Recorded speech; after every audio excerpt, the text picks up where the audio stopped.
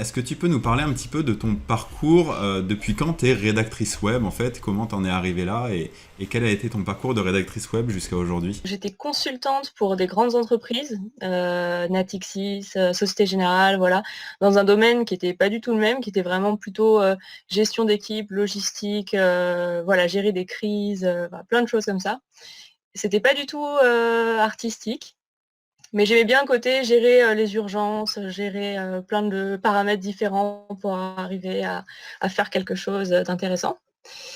Et bah, je sentais qu'il manquait quelque chose. J'avais fait des études artistiques. Déjà, j'ai été en sport-études toute mon enfance. J'étais danseuse de haut niveau, de classique, au conservatoire, et cetera. Ensuite, j'ai fait des études d'art, spécialisées dans le scénario. Donc, j'ai appris vraiment le scénario de bande dessinée, de films, de cinéma, quoi. Et j'avais dû un peu laisser ça de côté pour avoir un CDI, pour voilà, gagner ma vie, être indépendante. Et du coup, je suis tombée sur la formation de Lucie Rondelet pour devenir rédacteur web et je me suis dit, bah, ça match un peu à la fois un côté challenge, rencontrer des gens nouveaux, faire toujours quelque chose d'intéressant et où j'ai un peu de pression quand même pour réussir, et en même temps l'écriture.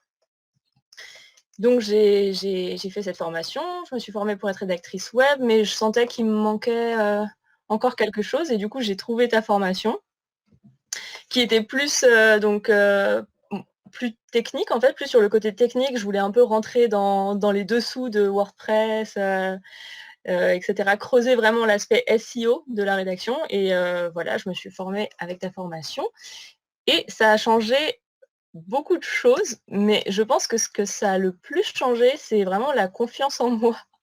La confiance en moi parce que de savoir que j'avais toutes ces connaissances, même si je les utilisais pas tout le temps, pour chaque client, j'avais pas forcément besoin de les utiliser, ça m'a rendue très sûre de moi pour leur répondre en fait, pour être à l'aise avec eux et pour pouvoir les aider, quoi. Super. Mmh, Ok. voilà. Et du coup, aujourd'hui, tu me disais, tu fais vraiment des audits SEO, des choses comme ça que tu faisais pas avant. Maintenant, c'est un peu, c'est ton quotidien, c'est ça? Oui, maintenant, à chaque client, je propose vraiment un audit complet, technique, de leur site.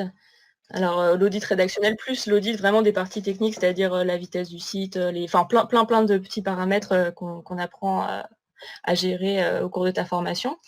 Et puis je propose aussi un suivi en fait technique. Généralement, je travaille maintenant avec le web développeur de mon client en partenariat, parce que bien sûr il y a des choses que je suis pas web développeur, donc il y a des choses que je ne peux pas faire moi-même, mais que je comprends et que je peux demander au rédacteur, enfin au développeur de travailler, de faire. Et du coup c'est très rassurant pour le client, je pense, de savoir qu'il a un backup autre que le web dev pour contrôler aussi ça.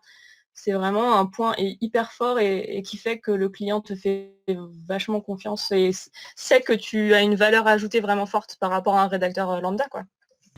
Et oui, il se rend compte Mm. finalement que tu es la passerelle entre le développeur et lui, c'est toi qui vas traduire ce que dit le développeur que ton client comprend pas, c'est ça? Et inversement? Oui, aussi, ouais. C'est exactement ça. Par rapport à ce que tu mets en place avec ce que tu as appris, que ce soit des audits SEO, des calendriers éditoriaux, enfin beaucoup plus de parties stratégiques en fait que de parties purement exécutives liées à la rédaction avant. Est-ce que tu vois des résultats différents pour tes clients? Comment tu peux mesurer ça avec les différentes expériences que tu as eues depuis? Bah, forcément, puisque quand tu fais de la rédaction pure où tu es vraiment exécutant, quand c'est quelqu'un d'autre qui va choisir quel sujet traiter, quels mots-clés traiter, quand publier un article, tous ces paramètres-là, bah, toi, tu peux faire très bien ta partie contenu, mais c'est pas un gage de réussite au niveau du référencement. Est-ce que le contenu va être pertinent au moment où il est publié? Enfin, plein de paramètres auxquels on n'a pas accès. Depuis que je gère la partie planning éditorial, par exemple, et voilà, technique, et j'ai je contrôle, je peux jouer avec plein de paramètres, je contrôle plein de paramètres qui font que je m'assure après moi-même de la réussite de mes stratégies. Je mets en place toute ma stratégie. En fait, je suis libre complètement de mettre en place ma stratégie et de voir si elle fonctionne ou pas en vérifiant sur les outils comme bah, Google Analytics, etc. Voir mes résultats de mes yeux, de mes propres yeux. C'est vachement gratifiant en fait, mais c'est plus de pression. Mais Ouais. mmh? Est-ce qu'il y a un résultat auquel tu penses que tu voudrais partager, un succès que tu as eu sur, je sais pas, du trafic, un point technique Oui, bah là déjà j'ai donc un client que j'avais eu effectivement grâce à un contact avec toi, qui est kinésithérapeute dans le 16e arrondissement et qui partait avec un site bon, qui avait beaucoup de problèmes. Le thème WordPress qu'ils avaient choisi avait mis pas mal de paramètres très étranges. Donc j'ai fait un gros travail de nettoyage du site. Et beaucoup d'agences avec qui il avait eu contact lui avaient dit: «Oui, c'est très, très long d'avoir des résultats en SEO». Alors souvent c'est le cas, hein. C'est très, très long d'avoir des résultats en SEO, vous ne verrez pas de résultats, rapidement, il ne faut pas vous attendre à des miracles et cetera.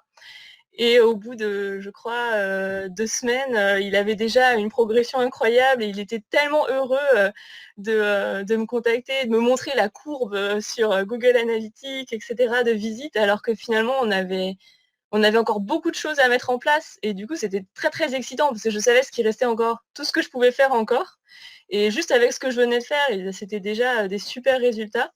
En plus, kinésithérapeute dans le 16e, bon, il y a quand même de la concurrence donc c'est encore plus gratifiant que sur un site de niche où, bon, il y a peut-être moins de concurrence, c'est un peu plus facile.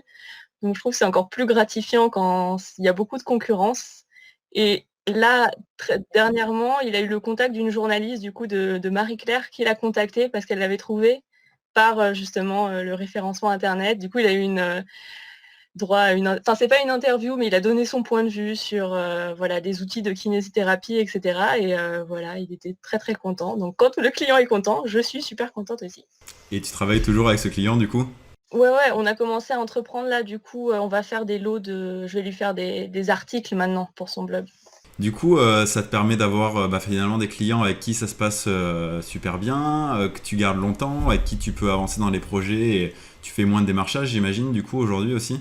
C'est moins de démarchage et c'est un bon équilibre pour moi vu que, donc j'aime beaucoup rédiger pour les magazines. Malheureusement, c'est le genre de rédaction qui paye beaucoup moins, c'est à la pige et cetera. Le fait de pouvoir proposer à côté, du SEO plus technique et de travailler avec des clients, sur le SEO sur le long terme, ça me permet de garder aussi une balance, dans les finances, qui est intéressante pour moi. Et justement, par rapport à tout ce que tu fais en SEO, en rédaction web, vraiment, donc pas magazine, tu as pu augmenter tes tarifs entre avant la formation et après la formation?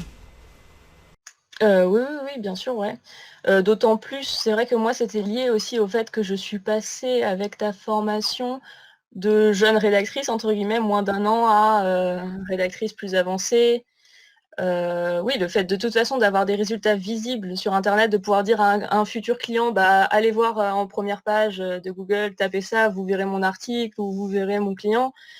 Bah, c'est un argument de poids aussi pour augmenter ses tarifs, forcément. Il n'y a rien que mieux que les résultats, effectivement, pour prouver ce qu'on C'est sûr. dit.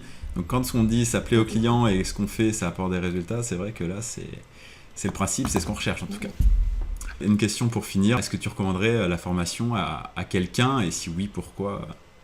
Bah, la formation, je la recommanderais, je pense, à quelqu'un qui connaît déjà un peu, la rédaction, à quelqu'un qui s'intéresse, vraiment au milieu du SEO. Pas quelqu'un, qui pense que ce côté-là, ce côté très technique, est rebutant. Je pense que la plupart des gens qui font du SEO, ça les amuse aussi. C'est challengeant, donc je le conseillerais à quelqu'un qui sent que ça lui titille les neurones, que ça vraiment ça va l'amuser et qui va pouvoir, vraiment faire un travail qui le passionne.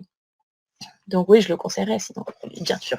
C'est super intéressant comme point parce que ouais, la passion, le jeu, le challenge, c'est vraiment ce qui nous regroupe tous d'ailleurs entre ce que j'essaye de vous transmettre et tous les élèves de la formation. On voit bien que c'est un élément commun Mmh. auquel on est tous rattachés. Ouais. Et c'est un élément auquel personnellement, moi, je m'attendais pas. D'accord, Je m'attendais pas à avoir autant d'intérêt pour ce côté technique, en fait. ok. Ça a été une découverte, mais une très bonne découverte. Bon bah super. Révélation de talent alors. Ok. Est-ce que tu veux rajouter autre chose? Bah, du coup, grâce à ta formation aussi, j'en profite, j'ai pu créer mon propre blog qui est, un blog sur l'art au Japon, qui s'appelle Japart Et grâce à voilà, à tous ces conseils techniques, j'ai pu vraiment, me dire: «Je crée quelque chose, qui va apparaître et qui va pouvoir être vu par les gens». Et c'est vraiment, gratifiant aussi de se dire qu'on le fait pas dans le vide, qu'on le fait pour un public, que ça va trouver son public, grâce au SEO, en fait. Génial. C'est super intéressant de voir ton évolution en tout cas et bravo parce que tu as bien su du coup apprendre, appliquer, progresser, etc. Donc tu es un exemple parfait. Merci, à très bientôt. Merci Mathieu, à bientôt.